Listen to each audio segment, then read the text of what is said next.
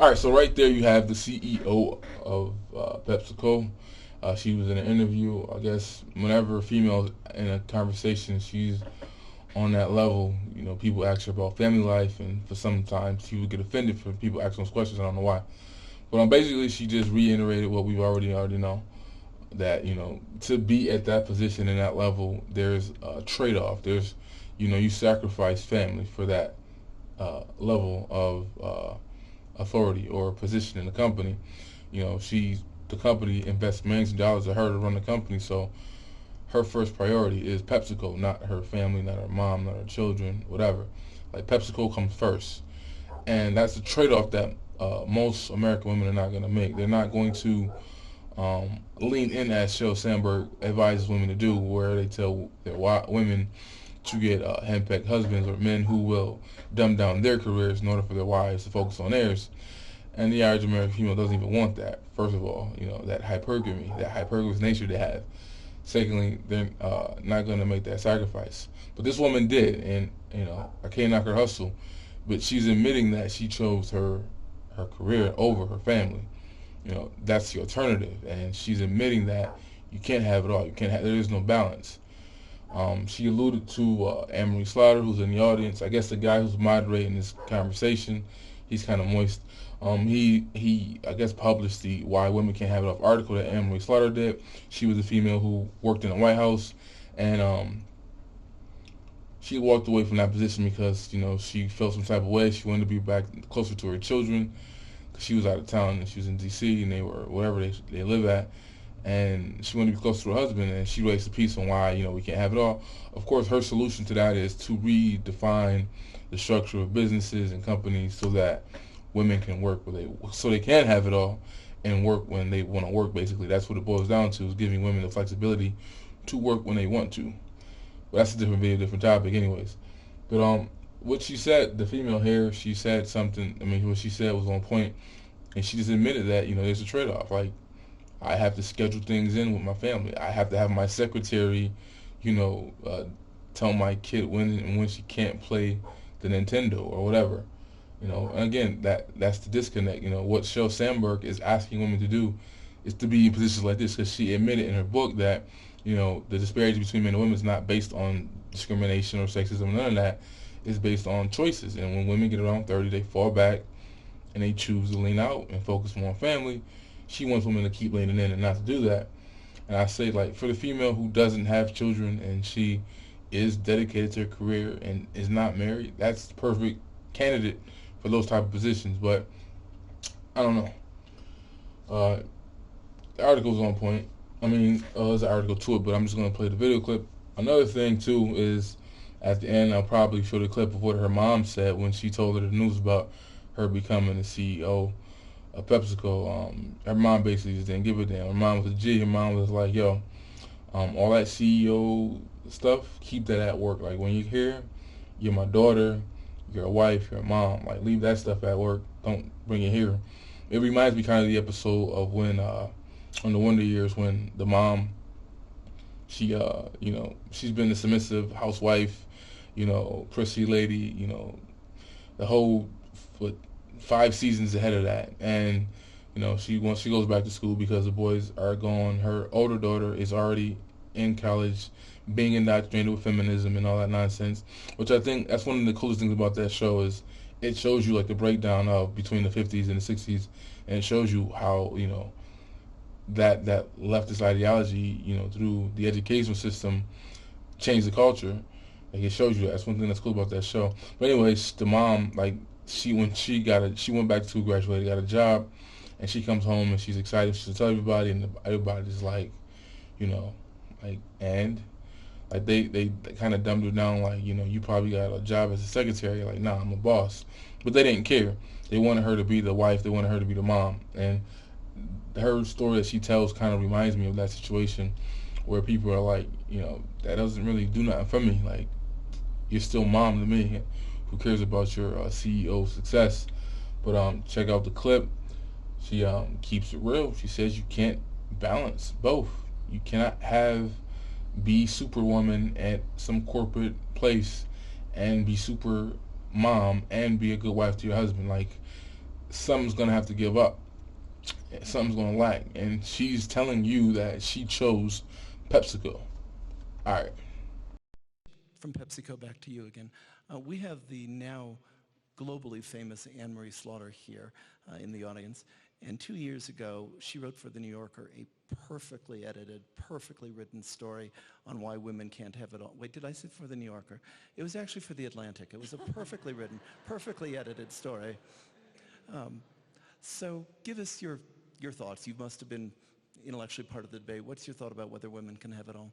I read the article. I thought it was one of the most brilliantly written articles. I can't hear you. One more time. It was the most unbelievably written article. And you know what? Kudos to the chairman of Atlantic who published it. So, David, I think that's a wrap. Thank you so much for having us today. But I think Anne-Marie's onto something. I don't think women can have it all. I just don't think so. We pretend we have it all. We pretend we can have it all.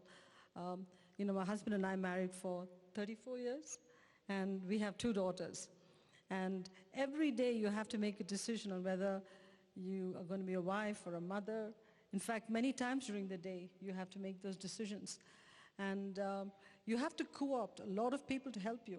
We co-opted our families to help us. We plan our lives meticulously so we can be decent parents.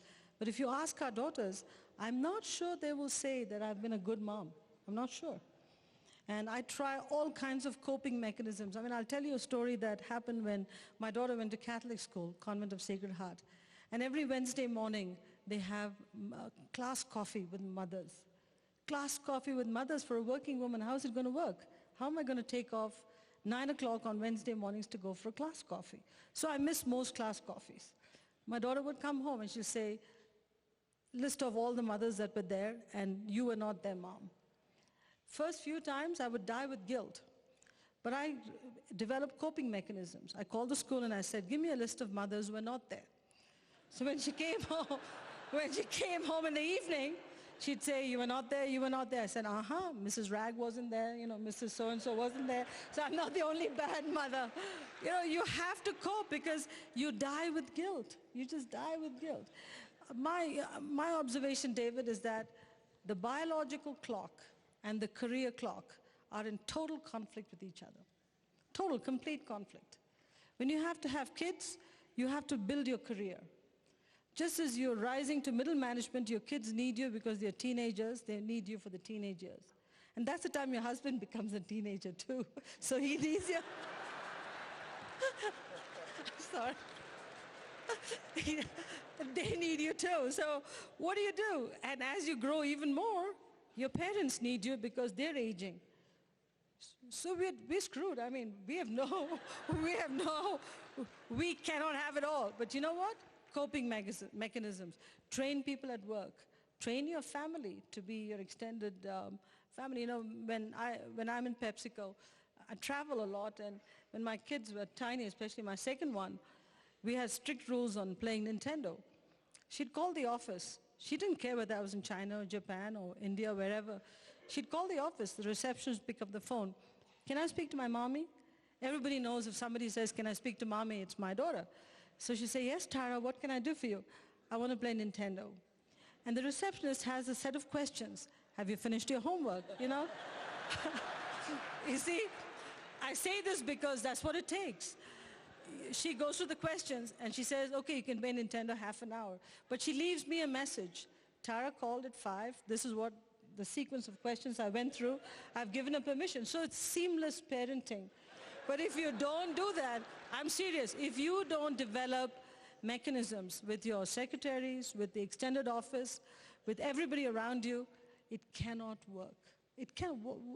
Motherhood, stay-at-home mothering was a full-time job.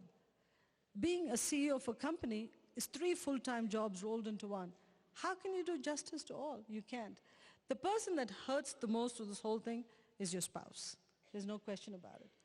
You know, Raj always says, you know what, your list is PepsiCo, PepsiCo, PepsiCo, your 2 kids, our 2 kids, your mom, and then in the bottom of the list is me. There are 2 ways to look at it. You should be happy you're on the list. So don't complain. Just don't complain. He is on the list, very much on the list. But, you know, sorry, David. It's just so reminiscent of my own life. So I've received word that we're supposed to close. Let me tell you that whatever the guilt you feel inside the family or the lack of approval from your mom, we received a text message right before we came out from Sheryl Sandberg, who said, "You've done a marvelous job of leaning in." We're very happy to have had you here. Thank you, David, and thank you all. I wanted to talk with you about something. It's a personal matter. Good of you to join us. Sir, rough night. My daughter is sick. I agreed to let you join this task force with the promise that family wouldn't be an issue. I don't mean to be a hard ass, but in this unit, job comes first, second, and third. Bring her up to speed. You wanted to talk to me about something? Of the company, just appointed, and your mom's not that impressed. Will you tell that story? You know, this was about 14 years ago, and I was working in the office. I worked very late, and we were in the middle of the Quaker Oats integration, or the acquisition. And I got a call at about 9:30 in the night from the existing chairman and CEO at that time, and said to me that, "Indra, we're going to announce you as president and put you on the board of directors of PepsiCo." I mean, I was overwhelmed because, you know, look at my background, where I came from. To be president of an iconic American company and to be on the board of directors, I mean, I thought it was just something special had happened to me. So rather than stay and work till midnight, which I really would have done because I had so much work to do, I decided to go home and share the good news with my family. So I got home at about 10, parked the car, got into the garage, and my mother was waiting at the top of the stairs. And I said to her, "Mom, I got great news for you." And she said, "Well, then let the news wait. Can you go out and get some milk?" I said to Mom, "Look, I looked in the garage. Looks like my husband is home. What time did he get home?" She said, 8 o'clock. I said, "Why didn't you ask him to buy the milk?" "Because he's tired." Okay? He's tired. He's tired. "We have a couple of help at home. Why didn't you ask them to get the milk?" She said, "Because I forgot." I said, "Okay, fine." She said, "Just go get the milk. We need it for the morning." So I, like a dutiful daughter, I went out and got the milk and came back.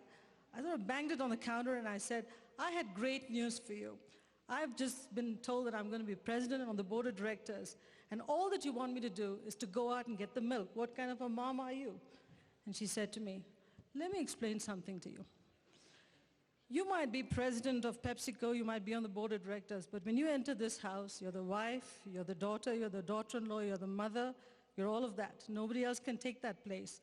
So leave that damn crown in the garage and don't bring it into the house." Now, I have to tell you, David, I've never seen that crown. I've never seen it. Between my husband and my kids, they've hidden it, so I haven't seen it ever. Now that you look back, Indra, could you see that your mother was ambitious for you? Was she ambitious for you? And how did she convey either ambition or the possibility that the world was your oyster? You know, we grew up, my sister and I have an older sister that's known to many people here, and very smart, a year older than I and myself. And we have a much younger brother. The two of us grew up in a very, very strict, conservative family. My mother never went to college because her parents didn't have the money to send her to college, and she was very smart. So she lived her life vicariously through the daughters. She would ask us to dream and be whatever we wanted. At the same time, she would say, at 18, "I'm going to find a guy and marry you off." So it was this constant conflict at home. She's going to find a guy and say, "You got to marry him." At the same time, she says, "Dream big." Every night at dinner, we would sit down and we would eat first, and then my mother would sit down to eat, and she would ask the two girls to prepare a speech on, if you were president of the country, what would you do? If you were prime minister of the country, what would you do?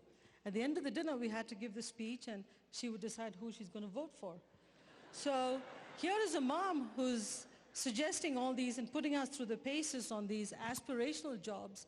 At the same time, she's threatening us to find some vague guy and marry him off to us at age 18. And so we always lived in that fear that that could happen.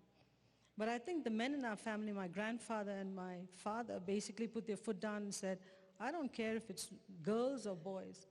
They all have to have an equal shot at being whatever they want to be. And we're not going to get them married off at 18. We're going to let them do what they want to do. Was there ever a moment when your mother stepped back and said, comments about the crown apart, I can't believe what you've done, Indra. What a wonderful run this has been. Sometimes. Can I say it for you? Beg your pardon? May I say it for you? No, I'm sure deep down inside she's very proud. But I think it's the South Indian Brahmin tradition to always pretend that you're not proud. So she will always hide it and tell me things like, don't forget your family, don't forget your husband, don't forget your kids, don't forget me, don't forget your mother-in-law. That's all she says to me all the time. But deep down inside, I'm sure she's very proud. Yeah. Let's transition gently to Pepsi. So you have this wonderful perch to see how American taste all outside of our roles. And so if you think about why, like 50 years ago, 80, whatever the numbers are, 80% of black children were being raised in two-parent families, because we had defined roles. You cannot be a great wife, a great mother, and have a powerful career all at the same time. You cannot. It is not possible. And I do not believe that anybody that thinks that, oh, I can balance all of that together is being realistic about what it takes to do even two or one of those things well and correctly. Yeah. I agree with you. I think we've been fed this thing of we can have it all, and we've seen that something has got to give because we can't have it all. You can't have it all, and maybe you can't have it all at the same time. So like right now, I'm a mother. I think I'm doing a great job at that, and I have a great career, and I'm happy for that. But I can't wait till my daughter goes to college so I can have a great relationship, because currently I can't give a man everything that he needs, because I'm honest. When I meet a guy, I tell him that, listen, Monday through Thursday, I can't do anything. Absolutely. Like, I'm homework. I really would prefer you not call me, because I like, so and what I asked, in that schedule, when can you make time to make a Superman? I need you to be good with yourself. I need you to meet me on Friday nights, alternate Saturdays, and sometimes Sunday afternoons. And this is the real. If we don't have a project, this is the real. If I don't have a project that I have to help her do. And so if you can work with me for the next 6 years on that, then I'm going to be like, taking care of you. Sorry, I got caught up. I'm sorry. Yes. And I think that we just have unrealistic expectations of what we can do in 24 hours. And Absolutely. So when I come home from a tough job and I got a kid, I can't also service you the way, as a man, your needs want to be serviced. I might be able to service you the way I think you should be serviced, but that's not going to meet up with the way you think it should be. So, so all I'm saying here is that I think that the 3 model rule of being a mother, being a great wife, and being a career person is just not possible all at the same time. And if we could accept in each other that we're going to do 2 of those things really well, whichever choice you're going to make of the 2, then I think it would be much easier.